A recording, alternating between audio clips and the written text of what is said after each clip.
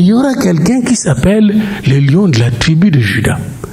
Et j'aimerais terminer par un verset très clair pour vous, qui est votre verset aujourd'hui, que vous devez mémoriser. Apocalypse 3, verset 8. Il ne faut pas oublier ce verset-là.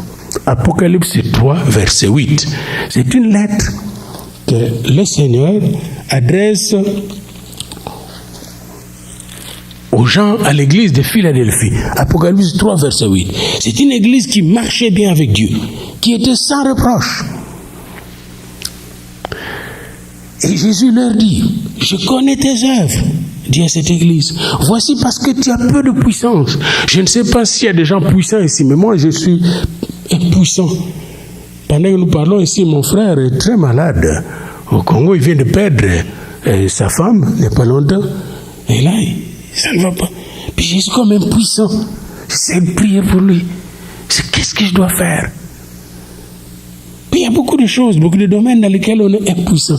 Puis Dieu veut nous adresser un message aujourd'hui. Comme les Juifs étaient impuissants quand leurs portes étaient brûlées, quand leurs murailles étaient déruinées. Quand vous êtes sans muraille, sans porte, ça veut dire que vous êtes sans puissance.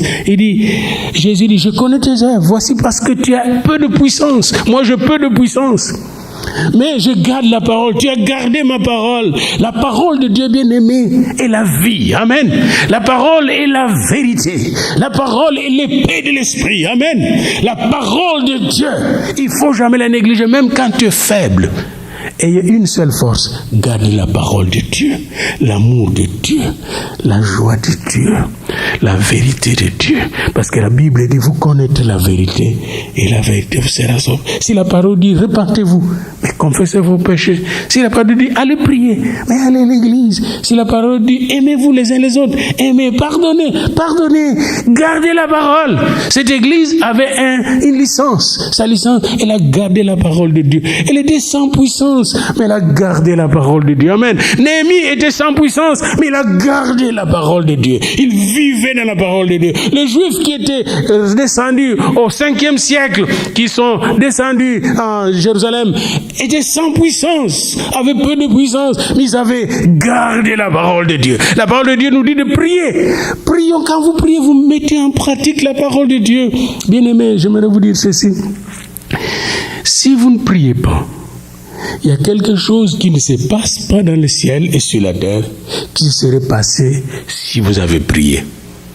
Je répète, si vous ne priez pas, il y a quelque chose qui se serait passé dans le ciel et sur la terre qui ne va pas se passer parce que vous n'avez pas prié. Je ne sais pas pourquoi ça, mais regardez le Juif quand il priait. Daniel, quand il a prié, les choses ont changé. Priez pour votre pays d'origine. Priez pour le Canada. Priez pour le Premier ministre du Canada. Priez pour notre ville. Priez pour votre hôpital, pour vous qui travaillez à l'hôpital. Vous n'êtes pas là seulement pour travailler. Vous êtes là pour intercéder pour le médecin, pour le personnel. Tout le personnel d'appointe qui travaille là ont besoin de prière. Priez pour votre couple. Priez pour votre maison. Priez. Prier, c'est garder la parole de Dieu. Amen. Et ils ont gardé la parole de Dieu, cette église-là. Et malgré qu'elle avait peu de puissance, et cette église n'a pas renié son nom. Le nom de Jésus.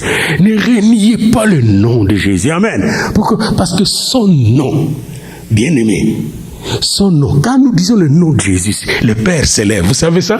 Le Père s'élève, les anges adorent, les anges sont en train de nous regarder parce que nous élevons le nom des noms, le nom de Jésus, et le nom le plus puissant, le nom le plus saint, le nom le plus craint, même chez Satan et les démons, ils ont peur du nom de Jésus. C'est ce nom puissant qui nous a été donné, pour invoquer l'Éternel, le grand Dieu de l'univers. Alléluia. C'est le nom de notre Sauveur, le nom de celui qui vit éternellement pour nous. Il est mort pour nous. Il est ressuscité pour nous. Il est monté au ciel pour nous. Il est assis à la droite de Dieu pour nous. Et il intercède pour nous. Et il reviendra nous chercher, nous autres. Alléluia.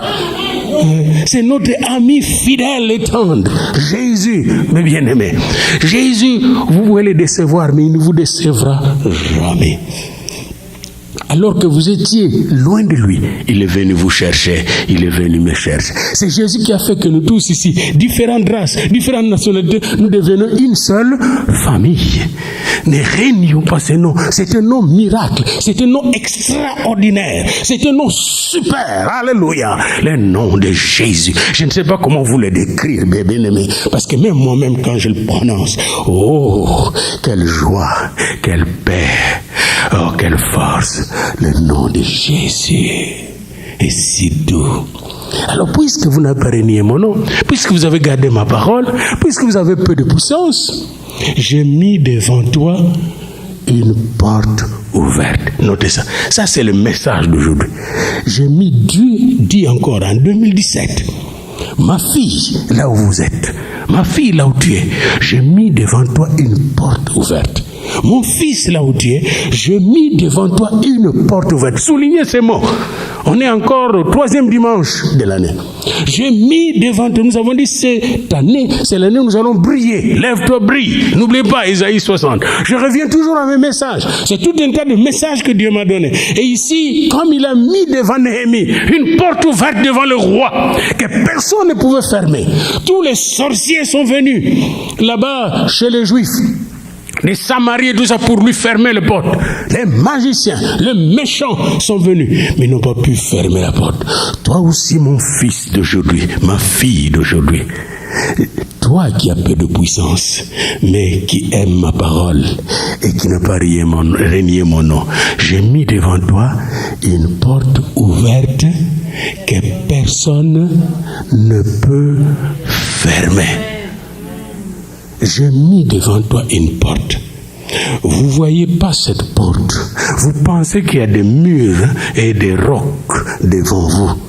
Mais j'ai mis devant toi, dit le Seigneur, une porte ouverte que personne ne saura fermer. Et c'est lui qui le dit, c'est celui qui ouvre et personne ne fermera, et qui ferme et personne n'ouvrira. Alléluia.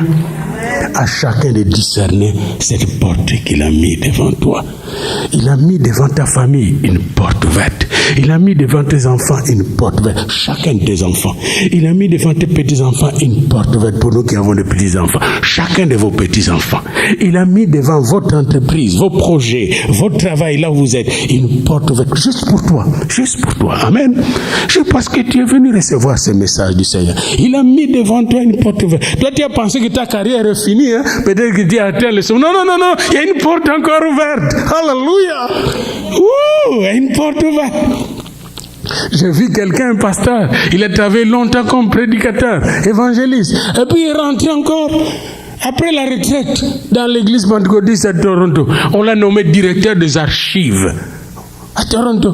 Il avait déjà 70 ans. Il a eu un poste qu'il n'avait jamais eu. Et il a terminé une deuxième retraite avec un salaire plus élevé. Lui pensait que la vie était finie à 70 ans. Il a recommencé une nouvelle vie. N'oubliez jamais que Moïse a commencé son travail à 80 ans avec Dieu. Amen. Donc quand vous pensez que c'est fini là, parce que vous êtes fini en âge, hein, Dieu n'en a pas encore fini avec vous, parce qu'il a mis devant toi une porte ouverte. M'entendez-vous, bien-aimés? C'est de la part du Seigneur que j'annonce ce message, mes bien-aimés. Devant moi, devant vous, j'ai mis une porte ouverte. Amen. Et cette porte, personne ne saura la fermer, parce que je vais vous rencontrer à travers cette porte. Parce qu'au-delà de cette porte, il y a le trône de mon Dieu, de mon Père. Amen. J'ai mis devant toi une porte ouverte. Prions le Seigneur. Alléluia. Alléluia. Pendant qu'on veut prier, les musiciens, j'aimerais que vous venez encore répéter ces chants-là. C'est dans le donne-toi à Jésus qu'il y a cette porte ouverte. Parce que si nous ne donnons pas tout à Jésus, bien-aimé, non. Hein? Frère, tu as crié ici, donne-toi à Jésus. Tu nous as dit même nos familles. Et pendant que tu parlais, ce n'est pas toi qui parlais, c'est le Seigneur. Dis tout à Jésus, donne tout à Jésus. Et nous allons terminer par ces chants-là dans la prière, bien-aimé. Alléluia.